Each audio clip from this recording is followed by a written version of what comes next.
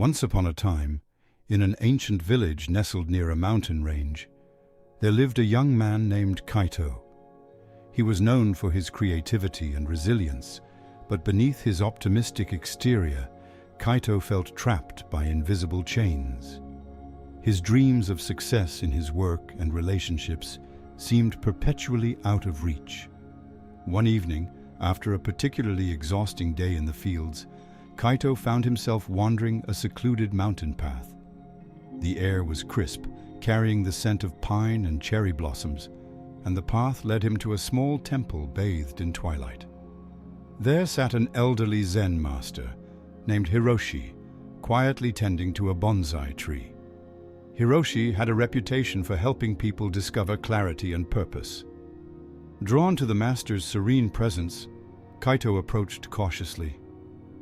"Master Hiroshi," he said, bowing deeply, "I feel lost.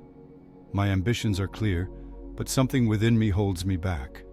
How can I overcome this?" Hiroshi looked up, his eyes crinkling with a kind smile. "Sit with me, young man. Let us unravel the chains together." Kaito sat cross-legged on the soft grass, and Hiroshi began to speak. "To move forward, you must first let go. There are 10 habits binding you, like weeds choking a blossoming flower. Let me tell you clearly what they are." Hiroshi placed his hands on his knees and began. "The first habit is complaining. Complaining is like standing in a sinking boat and focusing on the holes instead of finding a way to plug them. It drains your energy and keeps you stuck in the problem. Instead, practice gratitude. Gratitude allows you to see the resources and opportunities around you. For instance, if your work in the fields frustrates you, focus on the strength it has built in your body or the harvest it provides for your family. Gratitude doesn't ignore the challenges. It simply gives you the strength to address them with clarity." Kaito paused, thinking about how often he complained about the hard labor. "I do focus too much on what's wrong," he admitted. "Maybe if I shifted my energy to appreciating what I have, I could start seeing solutions instead of obstacles." He resolved to start each day by listing 3 things he was grateful for. "Second," Hiroshi continued, "comparison is the thief of joy. Imagine a garden where you constantly compare one flower to another.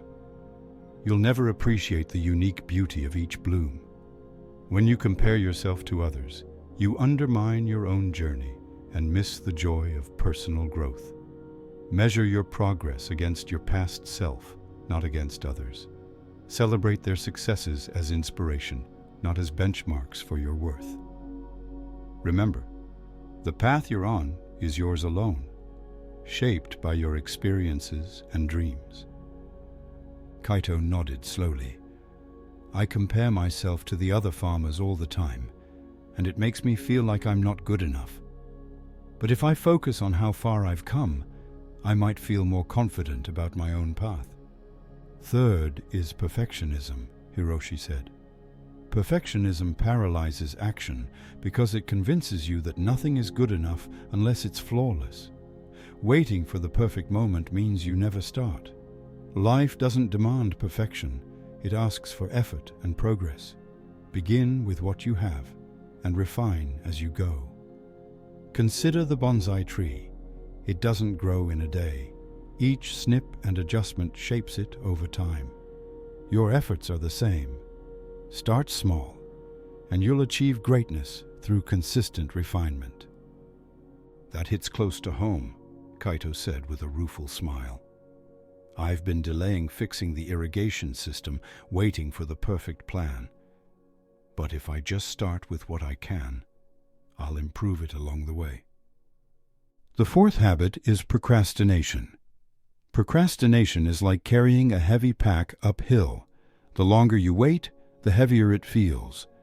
Break large tasks into smaller, manageable steps. When you focus on one small action, you lighten the load and create momentum. For example, if you dread preparing your tools for the next season, start by cleaning just one. Action, no matter how small, diminishes fear, and builds confidence. I've definitely felt that weight, Kaito admitted. If I can just start with something small, even if it's just sharpening one tool, maybe I can build momentum. Fifth, Hiroshi continued, is overcommitting. Imagine a single flame trying to light too many candles. It spreads itself too thin and risks extinguishing entirely. When you say yes to everything, you dilute your focus and drain your energy. Learn to prioritize. Say no to what doesn't align with your values and goals so you can say yes to what truly matters. It's not selfish. It's necessary for growth and balance. Kaito sighed. I hate saying no because I don't want to disappoint people, but I see how it's draining me. I'll practice being more selective about where I spend my energy. The sixth habit is people-pleasing. Living to satisfy others' expectations is like wearing clothes that don't fit. You lose your comfort and identity. Honor your own needs and live authentically. When you respect yourself, others who truly matter will respect you too. For instance, if you feel compelled to agree with someone to keep the peace, pause and ask yourself if doing so aligns with your values. Honesty with yourself and others fosters genuine relationships. That's a hard one for me, Kaito confessed. I've been trying to make everyone happy, but it's left me feeling empty. I need to start focusing on what truly matters to me. Seventh is self-doubt, Hiroshi said firmly. Self-doubt is a shadow that grows when you stand still. Reflect on your past achievements to remind yourself of your abilities. You've overcome challenges before, and you'll do so again. Confidence doesn't come from never failing. It comes from knowing you can rise after every fall. Keep a journal of your successes, no matter how small, and revisit it when doubt creeps in. I often forget my own successes, Kaito said thoughtfully. I'll start keeping a journal of my achievements to remind myself of what I'm capable of. The eighth habit is multitasking, Hiroshi explained. Multitasking scatters your focus like seeds thrown to the wind. They rarely land where they'll grow. Deep concentration, on the other hand, is like planting a single seed with care.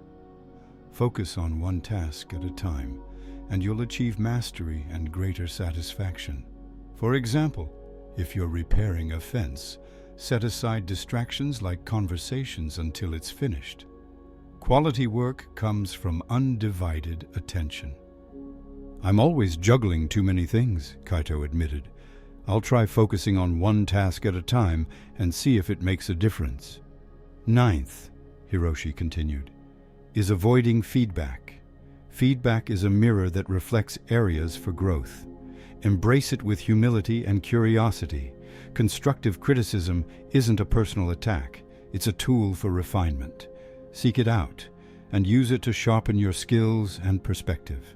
When someone offers feedback, thank them and ask yourself how it can help you grow. I've always been defensive about criticism, Kaito said. But if I can view it as a chance to learn, I might grow faster. And finally, the 10th habit is neglecting self-care, Hiroshi said, his tone softening. Self-care is not indulgence, it's sustenance. Imagine trying to draw water from an empty well. You cannot give your best to others or your goals if you're depleted. Prioritize rest, nourishment, and activities that rejuvenate your spirit.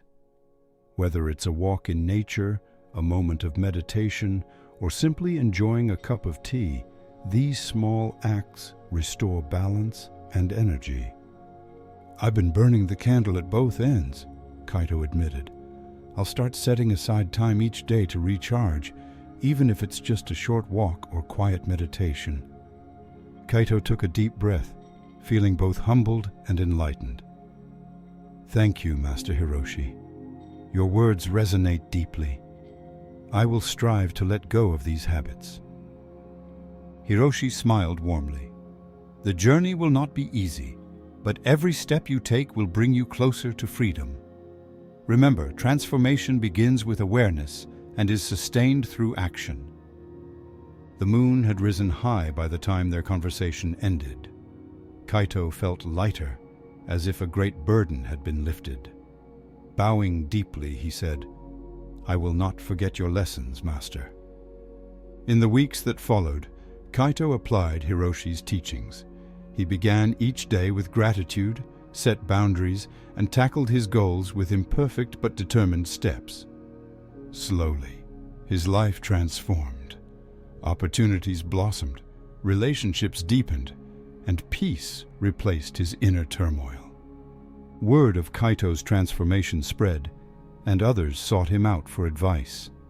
Remembering Hiroshi's guidance, Kaito shared what he had learned, becoming a beacon of hope for those ready to release their own weeds. And so, the story of Kaito and the 10 Habits reminded all who heard it that within each of us lies the power to cultivate success, one thoughtful step at a time.